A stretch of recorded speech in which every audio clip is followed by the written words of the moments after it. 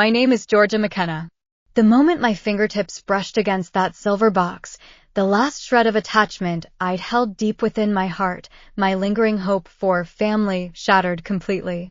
I sat on the wool rug in the living room, surrounded by ribbons and tissue paper scattered everywhere, like discarded fragments of tenderness. I'd been holding on to the faintest glimmer of hope that this belated pre-wedding visit might still bring me even a sliver of warmth from my parents, just one sincere word of blessing, at the very least. But as soon as I lifted the wrapping, what greeted my eyes was a blender wrapped in cheap plastic film. The clearance tag from the supermarket's liquidation section was crooked and askew, its edges frayed and rough from being scratched by fingernails, but somehow, they hadn't quite had the heart to rip it off entirely. Staring at that dingy little machine, I felt an inexplicable tightness in my throat, unable to decide whether to force a smile at this absurdity or bury my face in tears. My dad, Ronan, is a locally well-known wine estate owner in Geelong. My mom, Alana, is a florist. They'd once splurged 100,000 Australian dollars on Theodora's wedding, a sum that kept the entire seaside town of Geelong buzzing for an entire month. They'd rented out the entire coastal estate overlooking Corio Bay, laid out a red carpet made of imported lily-of-the-valley flowers, and even flown champagne from Burgundy, France, specially for the occasion. When my sister made her entrance in a vintage horse-drawn carriage, she looked exactly like a noble lady from the 19th century. Now it's my turn. This is the wedding gift they think I deserve. A kitchen appliance that whirs and hums loudly when it's turned on, a sound louder even than the bias they've been hiding for 30 years. Mom Alana smiled as she handed me the box, her eyes devoid of any warmth, yet somehow managing to look as if it were a priceless treasure. "Honey," she said with a laugh, "you've got to learn to be grateful. Not everyone gets such a practical gift." Dad Ronan leaned against the doorframe, hands in his pockets, nodding with an air of quiet relief, as if bestowing this gift upon me had somehow fulfilled all their parental duties. I forced a smile and mumbled, "Thanks." Arguing felt exhausting. Objecting seemed downright foolish. Silence had become my most practiced form of self-preservation, from childhood until now. But the silence in the living room felt heavy, like lead poured into my lungs, making it hard to breathe. Deep inside, a voice emerged strangely calm, so unnervingly calm it sent a chill down my spine. If, in their eyes, my wedding is worthy only of a clearance sale blender, then this whole ceremony doesn't even need them to show up in the first place. When I slipped the blender back into its box, I felt something that had closed along with it, the last flicker of hope, the hope I'd been nurturing for 30 years, the hope that they'd finally give me a second glance, just as they'd given Theodora one. If you've ever felt invisible surrounded by your family, if you've ever laid your heart bare only to receive half-hearted gestures in return, if you've ever lost all courage in comparison to others, then please stay and let me finish my story. The tale that follows completely shattered everything I'd ever thought about family and taught me that, sometimes, choosing what's truly right for yourself is far more meaningful than forcing a reluctant reunion. Back when I was in high school in Geelong, I'd already figured out this family's rules of love. Mom and Dad's tenderness revolved exclusively around Theodora, perfectly tailored and leaving absolutely no room for me at all. At family gatherings, no one ever asked how I was doing. The whole room was filled with nothing but Theodora's name. Dad Ronan always clutched his wine glass, his eyes sparkling with pride as he boasted about Theodora's career as a fashion blogger, telling me how many high-profile brands she'd worked with and how many magazines she'd graced, treating her like some kind of family trophy to show off. But when I shared my own small achievements, my illustrations selected for the Geelong Youth Exhibition, and my short essay published in a magazine, he'd either turn away to clink glasses with guests or impatiently wave his hand, saying, "Don't interrupt our conversation," barely even bothering to meet my gaze. Mom Alana would always offer a forced smile and smooth things over. "Georgia, don't stir up trouble. Your sister's story is far more interesting to listen to." With just one sentence, she'd cut short any urge I had to speak my mind. That so-called family harmony of hers was always built on sacrificing me to accommodate Theodore. Gradually, I began to understand. Staying silent was self-preservation. Being sensible was a matter of dignity, and any hurt I felt, I'd have to swallow all by myself. I'd lived with Theodore for 10 years, and half of her wall was covered with glossy fashion spreads and invitations to celebrity parties, shining and dazzling beyond compare. My corner consists only of a desk piled high with illustration sketches and a yellowed poster of the night sky, a place so empty it feels like a mere passing traveler's stop. In the very same room, she's surrounded by fans' adulation. Even speaking softly has become second nature to me, for fear of disturbing her. When I held the acceptance letter for a full scholarship to the Melbourne College of Art, my heart brimming with hope that they'd finally recognize all my hard work, my mom casually remarked, "Great. Why don't you help your sister sketch up a few promotional drawings?" My dad casually tossed the letter onto the coffee table and simply asked, "We're taking Theodora to Melbourne this weekend to meet with the brand reps. Her assistant's off sick." I forced a smile and said, "Sure." My fingers clenched so tightly their knuckles turned white, yet the coldness in my chest felt impossible to suppress. The only person who ever saw through the silence and understood the bitterness behind it was Grandma Emily. After Grandpa passed away, she moved from the small town of Belgrave to live with us. She used to be a well-known bookstore owner there, her shelves lined with old books, and she always carried with her the scent of ink and sunshine. She's witty and insightful, appearing stern on the surface yet soft as cotton at heart. Whenever she sees me drawing late into the night at my desk, she always brings me a warm cup of honeyed water, gently strokes my head, and whispers softly, "My dear, talent never needs anyone's applause. Hold onto your brush, hold onto your heart, life will, in its own subtle way, always give you the gentlest of responses." Her words are like a seed that falls into the barren depths of my heart and quietly begins to sprout. Over the years, I've gradually come to understand that the safest survival strategy for this home is to actively make myself smaller. The more silent I become, it's not because I have nothing to say, but rather because I know that even if I did speak, no one would listen. In Theodore's dazzling spotlight, where everyone adores her, I deliberately hide myself, not out of self-doubt, but simply because I've grown weary enough to carry on. All I can do is celebrate small victories late at night, finishing an illustration, brewing a cup of hot cocoa, with the desk lamp and my paintbrush as my only witnesses, while Theodora was busy racing through Fashion Week and giving interviews. I built my own little world, a world of brushes and paints, a world where I didn't need anyone's approval. It wasn't until I went to Melbourne for university that I'd honed the skill of invisibility, eating in the corner, slipping away to the balcony at parties, never once drawing their attention to myself. What drove me wasn't resentment. It was endless disappointment. I stopped striving for attention and simply focused on nurturing my own illustration career. Looking back now, I realized that what I'd built wasn't just distance from them, it was also distance from the version of myself who'd believed that, if only I tried harder, I could be loved.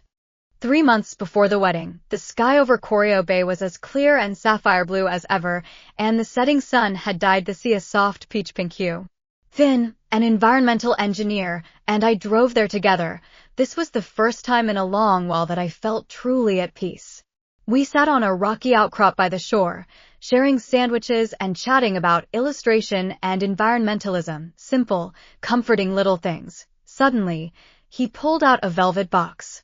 His voice trembled slightly, yet his eyes were firm and steady. "Georgia, you paint the world with your heart and treat everyone with kindness, making sure that everyone is seen. I want to spend my whole life by your side, so you'll never have to hide yourself again. Never feel alone. Will you marry me?" For a moment, the world seemed to fall utterly silent. The sound of waves and the rustling of the wind vanished completely. In that instant, I even forgot how to breathe. I nodded vigorously, and what welled up from my throat wasn't words at all. It was a mix of long-suppressed grievances, profound relief, and ecstatic joy, all blended together into a muffled sob. He slipped the ring onto my finger, a silver band adorned with a tiny blue topaz, perfectly reflecting the soft hues of the setting sun over the sea, gentle beyond words. Suddenly, I understood. True happiness doesn't need to be measured against others, nor does it require extravagant ceremonies. All you need is someone by your side who truly understands and cherishes you. Simple, yet immeasurably precious. That evening, after returning to the little wooden cabin by the sea, I sat on the edge of the bed, my fingertips gently tracing the ring. Summoning all my courage, I dialed Mom Alana's number. My hands were trembling, not out of doubt, but because of that damned, lingering hope that hadn't quite died away. She answered on the second ring. Her voice was both familiar and distant, as if separated from me by a layer of glass. "Hello, Mom," I said, a smile spreading across my face, one she couldn't see, but with a hint of anticipation hidden deep in my eyes. There was a brief pause on the other end, then a polite, yet strangely detached chuckle. "That's lovely, dear. Have you told Dad yet?" Before I could even reply, I heard Dad Ronan's voice in the background, clear and piercing. "I know. Just don't go overboard, don't bring shame on the McKenna name, and don't delay Theodore's magazine shoot." My chest felt as if it had been struck by a block of ice, suddenly icy cold, so much so that even my breath grew heavy. I forced a smile and mumbled something about us not having finalized the details yet, then hurriedly ended the call, afraid that if I said another word, tears would start streaming down my face. Finn walked in carrying 2 cups of steaming ginger tea, his smile gentle and tender, as if the entire world's beauty were reflected in his eyes. I didn't tell him what my dad had said. I didn't want those cruel words to taint this evening, which was meant to be filled with pure joy. I didn't want old wounds to disturb the happiness I felt right now. Over the next few days, I poured all my heart into planning the wedding, determined to hold a small, intimate ceremony in the backyard of Finn's mom's little cottage in the town of Belgrave, just for those who truly wished us well. Finn's parents were especially thrilled. His mom hugged me tightly, crying with relief that someone finally cared for me. Even his dad acknowledged my presence, and their warmth felt like winter sunshine, shining straight into the frozen depths of my heart. One evening, while searching for wedding invitation templates, I unconsciously typed in the names Ronan, Alana, and Theodora. I wanted so badly to erase the self-deception, yet I couldn't help but cling to a sliver of hope. Maybe they'd change. Maybe they'd see my happiness. Maybe, just maybe, they'd show me a bit of kindness, just as Grandma Emily had said.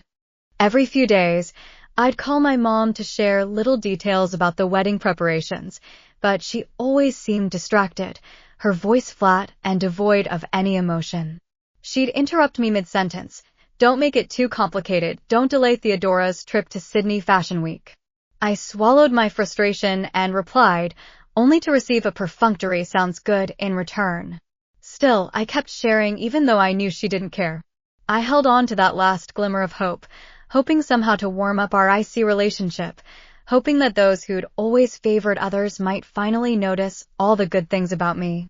The night before I mailed out the invitations, Finn noticed me staring blankly at the guest list and gently asked, "Are you okay?" I stared at the glaring names of my family members on the screen, and in my ears echoed my dad's words, "Don't ever disgrace the McKenna name." Then I remembered Finn's proposal and the warmth of his parents' welcome. Finally, I whispered softly, "Maybe love really can overcome everything." 2 weeks later, on a Sunday afternoon, I baked a honey oat pie and drove off to a wine estate in Geelong.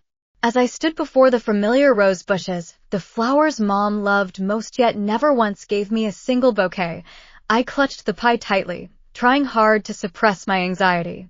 Still, I held on to the hope that this warmth could mend the cracks, that they'd let go of their bias and finally take a good, honest look at me.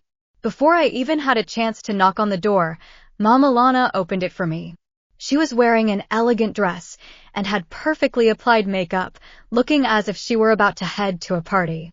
The instant she saw me, a flicker of surprise crossed her eyes, then quickly, she plastered on a contrived smile, a smile that lingered on her lips but never reached her eyes. "Georgia, what a surprise," she said, stepping aside to let me in. Yet her tone betrayed not a trace of genuine joy. The house was filled with the scent of grapes and perfume. Everything remained exactly as it had been, elegant yet cold, utterly devoid of warmth. Dad Ronan sat on the leather sofa in the living room, flipping through a magazine about the wine industry, his glasses slipping down the bridge of his nose. He glanced up at me for a moment, his voice as flat and indifferent as if he were speaking to a complete stranger. "I didn't expect you'd come by today."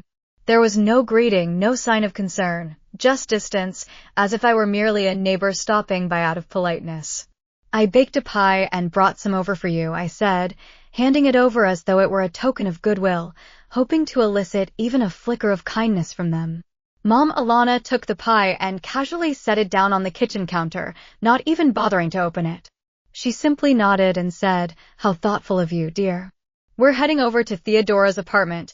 She just took a new set of photos and wants us to take a look." She gestured for me to sit down, yet her eyes showed absolutely no sign of inviting me to stay for a meal. I waited for her to bring up the wedding, waited for her to say even just one word, "I hope you'll be happy," but she didn't. The silence spread like an incoming tide, until Dad Ronan closed his book, cleared his throat, and said in a tone laced with condescension, "We've got something for you, a wedding gift ahead of time. We figured you'd appreciate something practical rather than always fussing over those useless illustrations." He walked into the study and came back holding a tiny cardboard box wrapped in silver paper, cheap and half-hearted looking. My heart inexplicably began to race, not out of anticipation, but from an ominous premonition. Still, I forced myself to smile, hoping this would be the turning point, the moment when years of distance finally melted away, giving way to a tender, gentle instant. I slowly peeled off the wrapping paper, my fingertips trembling slightly. Inside was an ordinary white box. The moment I lifted the lid, my breath caught in my throat. Inside lay a blender, a no-name brand blender, exactly the kind they sell at the clearance section of the Geelong supermarket, its plastic casing looking unusually rough and coarse. Next to it was a folded card handwritten by my mom, Alana, her handwriting messy and hurried. "For your kitchen, be practical. Stop always living in your own little world." Those words felt like needles piercing straight into my eyes, heavier than the blender itself. I stared at the box, my throat tightening, my mind flooded with images of Theodora's engagement, the way Dad had given her a Van Cleef Arpels 4-leaf clover necklace, saying she deserved the very best. How Mom herself had arranged the engagement party with imported white roses, filling the room with their sweet fragrance. And here I was, holding nothing but a clearance blender and a single phrase, "Be practical." "Is that all?" I forced myself to ask, my voice trembling. As soon as the words left my mouth, I regretted them, left only with a deep sense of embarrassment. Mom Alana gave a perfunctory laugh and said impatiently, "You're having a small wedding. This table is just right for it. Keep it simple. Stop getting so caught up in those unrealistic illustrations." The only sound left in the room was the ticking of the wall clock. I suppressed the question burning inside me, "Why do I always have to settle for less?" and forced a smile as I replied, "I will, Mom." Dad nodded approvingly. "That's the spirit, be more sensible." Mom grabbed a pie and shoved it into my hand. "Theodora doesn't like oatmeal, so take it home with you." Then she turned around to grab her bag, not saying a single word to try to keep me. I held the cold pie in my hand, watching her retreating figure until the last shred of hope shattered completely. I knew perfectly well that no matter how much I complained, I'd just be told I was being unreasonable, and so I swallowed all my grievances silently. As I stood up to leave, Mom gave me a symbolic hug, her arms light and lifeless, devoid of warmth. "Georgia," she said softly, "we're so proud of you." This sounded as stiff as a line from a script. I stepped out the door clutching the blender box, carrying with it 30 years of shifting affections and unfulfilled hopes. As I started the car, the grapevines of Geelong swayed gently in the breeze, as if mocking my awkwardness. In the rearview mirror, their front door closed slowly, without a hint of lingering attachment. Softly, I whispered to myself, "From now on, I'm going to live for myself, not anymore will I compromise or settle for less."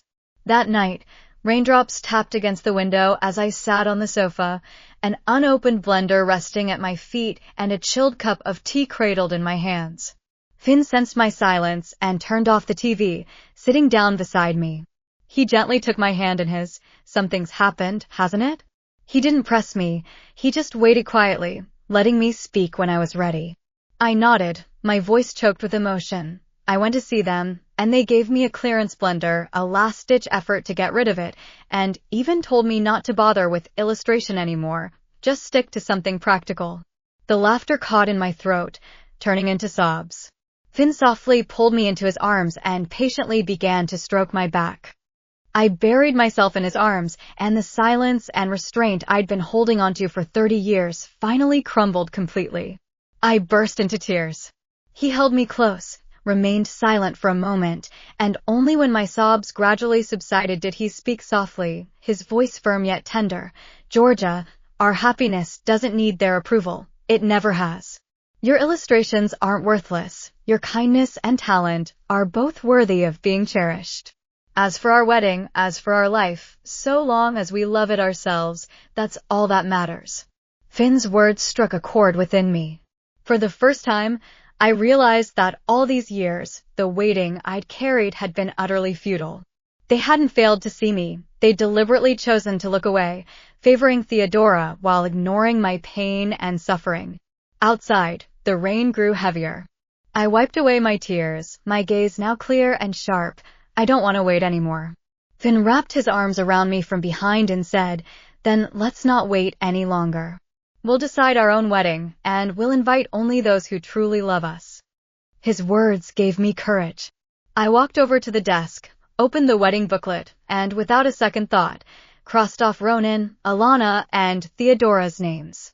With each stroke of the pen, my chest felt lighter and lighter, as if a 1,000-pound weight had been lifted from my shoulders. I imagined the wedding, in the backyard of Finn's mom's little cottage in the town of Belgrave, surrounded by lavender and daisies, with Finn, his parents, and his truest friends, no pretense, no favoritism, just heartfelt blessings. That was the kind of happiness I truly wanted. Closing the booklet, Finn took my hand and asked, "Are you sure?" I nodded with a smile that felt as light as I hadn't felt in ages. I've never been more certain. The sound of rain gradually softened, and moonlight began to spill through the window. For the first time, I understood. True farewell isn't about shouting out loud. It's about turning around and stepping boldly toward your own happiness. A week before the wedding, as I was arranging the daisies Finn's mom had sent over, there was a sudden, urgent knock at the door. As soon as the door opened, I saw Theodora, wearing a designer dress and clutching an Hermes bag, her face full of disdain. "Georgia, long time no see, you're still so down-to-earth," she sneered. I stepped aside to let her in.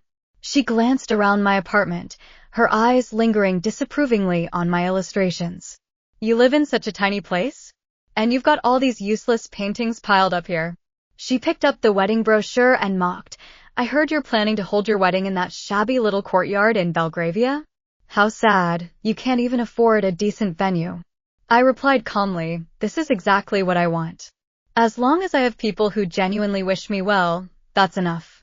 My voice remained steady, devoid of anger. I just said softly, "This is exactly what I want, simple, quiet, and surrounded by people who truly care about me." Theodora let out a light, sharp, and piercing laugh. "Of course they say that every time they can't afford a lavish wedding." She took a few steps closer, flung the manual back onto the counter, and said with a hint of arrogance, "You've always been such a loser, just hiding in corners, drawing useless sketches, unlike me, who can bring honor to our parents." I straightened my spine and kept my expression calm. "Theodore, you didn't come here just to say all that, did you?" She put on an innocent act, yet her eyes betrayed a calculating gleam. "I'm just worried about you. Your parents are furious that you're not coming home. They say you're being unreasonable." Her words dripped with sarcasm. I stared straight into her eyes and said, "Being unreasonable is always the label you slap on someone when no one else cares. When have you ever actually cared about me?" Theodore rolled her eyes impatiently. "My parents just love me more. After all, I'm the one who's actually accomplished something, aren't I?" Her voice was sugary sweet, but her gaze was sharp as a blade. I asked softly, "Do you remember my high school graduation ceremony? That day was my 18th birthday, and I'd won the gold medal for art, but you took my seat. My parents said your business was more important." She shrugged nonchalantly. I was busy at the time. Such an opportunity doesn't come along often. It's not the opportunity that matters, I said in a detached tone. It's my business, and in your eyes, it'll never matter. Her expression softened slightly. Theodora crossed her arms and snapped. You just have to bring up old stuff, don't you? I'm here to ask you to invite me to your wedding as a token of goodwill. Otherwise, your wedding will look downright pathetic. You're not showing goodwill, you're just flaunting how badly off I am, I retorted. She shot back venomously. You've become so annoying. I gave a relaxed smile and said, that's just how people are. When they can no longer bully me, they accuse me of changing. Theodora stared at me intently, her voice tinged with menace. You're not going to invite me? Aren't you afraid your parents will get mad, or others will say you're unfilial? I closed the wedding brochure and said firmly, I never planned to invite either of you anyway, don't bother waiting. The atmosphere instantly turned tense. Theodora's smile froze, then she exploded in anger. Georgia, don't you dare regret this. Without us, your wedding would have been a joke. I walked to the door and opened it. Take care of yourself. She was so furious she was trembling, and she spat out a venomous remark. Who'd want to go to your lousy wedding anyway? I hope you spend the rest of your life living in poverty. With that, she stomped off angrily in her high heels, and I gently closed the door behind her. The moment the door clicked shut, the apartment instantly felt lighter, like a 1,000-pound weight had been lifted off my shoulders. The daisies on the table looked especially vibrant in the sunlight, and a faint floral scent filled the air. For the first time, I realized how beautiful peace could be, not the kind of quiet that requires permission or forgiveness, but the kind of serenity that comes naturally once you've chosen yourself and stopped trying desperately to please everyone else. I took a deep breath, feeling my whole body grow light as air. All those decades of resentment and repression that I'd been holding on to finally dissolved completely in that instant. 2 days before the wedding, the sky was gloomy and overcast, as if it were about to rain, but it never did. The air was thick with the eerie stillness that precedes a storm, heavy and suffocating. I parked my car outside the Geelong wine estate, switched off the engine, and sat for a moment with my hands gripping the steering wheel tightly. The house looked exactly as it had always been, a delicate villa, neatly trimmed rose bushes, grapevines climbing up the walls, but somehow it felt utterly foreign to me. Deep down, I knew this would be my last visit here, the last time I'd stepped through that door as the daughter of the McKenna family. I wasn't here to seek reconciliation. I was here to say goodbye, to this home that had made me feel so wronged for 30 years, to bid it a final, definitive farewell. Finally, I pressed the doorbell, and almost immediately, Mom Alana opened the door. At the instant she saw me, a flicker of surprise crossed her eyes, quickly giving way to impatience. Yet, despite her irritation, she managed to force a stiff smile and said, Georgia, what are you doing here again? Didn't I tell you not to bother us? Theodore's heading to Sydney tomorrow to shoot for a magazine, and we're busy helping her pack her things. Her voice was devoid of any warmth, only disdain. I stepped in, closed the door behind me, and without looking at her, let my gaze sweep across the living room. Dad Ronan was sitting on the sofa, reading a magazine. Theodore was standing in front of the mirror, trying on clothes. Neither of them glanced at me, almost as if I were invisible. Standing in the middle of the living room, I straightened my shoulders, my voice calm yet clear. I'm here to tell you something. My wedding will go ahead as planned, I said evenly, my eyes moving in turn to each of them. But none of you will be invited. The room fell utterly silent. Theodore whipped around, her face filled with disbelief. What did you just say? Georgia, are you out of your mind? Dad slammed his magazine down onto the coffee table, his face turning deathly pale. Mom quickly stepped forward, trying to pull me back, her voice tinged with menace. Stop this nonsense. Take it back right now, we're family, and if we don't invite you, people will start gossiping. I stared straight into the calculating look in her eyes, yet felt utterly unmoved. The coldness, the perfunctory gestures, and the humiliation of those years flashed through my mind, reminding me that I could no longer be soft-hearted. Family? I said with bitter sarcasm. In your eyes, only Theodora is family. Dad slammed his hand down on the table so hard that water splashed from his glass. You're humiliating the McKenna name. I'm not letting you humiliate me anymore, I replied calmly but firmly. I'm not going to let this family become a laughingstock because of your favoritism. Theodora pointed at me and screamed angrily, You'll regret this. Without us, your wedding will be a joke. But I met her gaze with unwavering resolve. I'd rather hold on to my integrity than compromise myself just to win your love. Mom put on a pitiful act, trying to persuade me, Don't let pride ruin your wedding. Family should come together, just forgive us this one time. I stepped back, dodging her hand. Family members should cherish one another, not favor some while neglecting others. You failed to do that, so you don't deserve to attend my wedding. My dad was so furious, he was trembling all over. You ungrateful brat. We've raised you for nothing. Everyone's going to say you're unfilial. I stood tall, unafraid. I don't care. I'm sick of living for your reputation. From today on, I'm living for myself. Theodora muttered under her breath, What are you pretending for? It's just jealousy of me. The air grew heavy and still. I looked at my father, who cared so much about reputation, my mother, who pretended to be peaceful, and my cruel older sister, and softly said, Respect isn't something you're given, it's something you earn. I turned around and headed toward the door. No one tried to stop me. The latch clicked shut behind me, leaving a sense of finality and quietness. A light rain began to fall on my face. For a moment, I stood there, letting the weight of the past drift away. As I walked away, the house behind me felt strangely unfamiliar. For the first time, I felt light because I'd chosen myself. 6 months later, in the springtime of Boise, Finn and I held our wedding in his mother's backyard. There was no grand ceremony, just a handful of people who genuinely wished us well. I walked toward him in a cream-colored dress, bathed in the perfect sunlight, its warmth wrapping around me like a gentle embrace. Guests raised their glasses and laughed freely. No one asked about my family. As I looked at Finn, my gaze was steady and unwavering.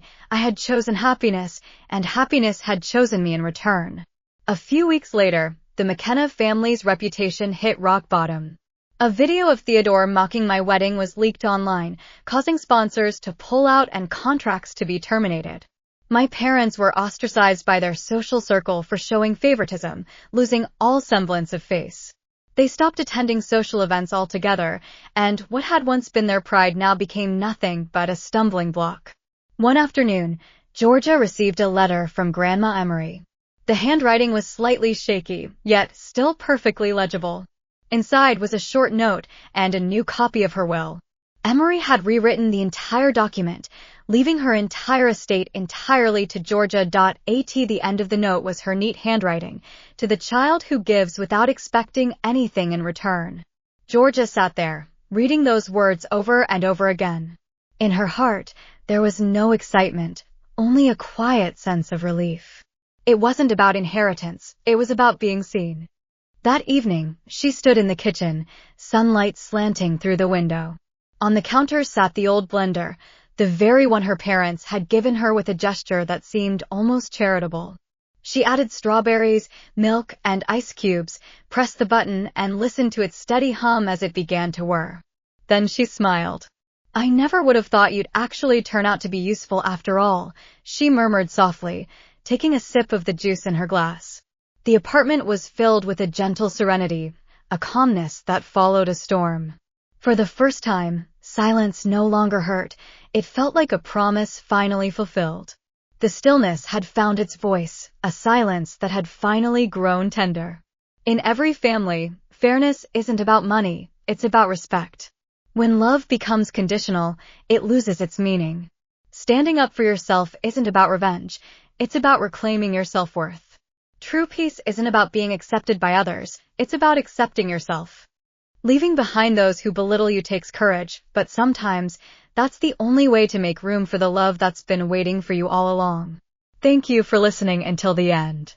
Have you ever felt unseen in your own family? Share your thoughts in the comments. Your story might just help someone else who's searching for strength. If this story resonated with you, please like, share, and subscribe. Every voice deserves to be heard, and every act of courage deserves to be remembered. Your support will help more stories like this one get the attention they deserve.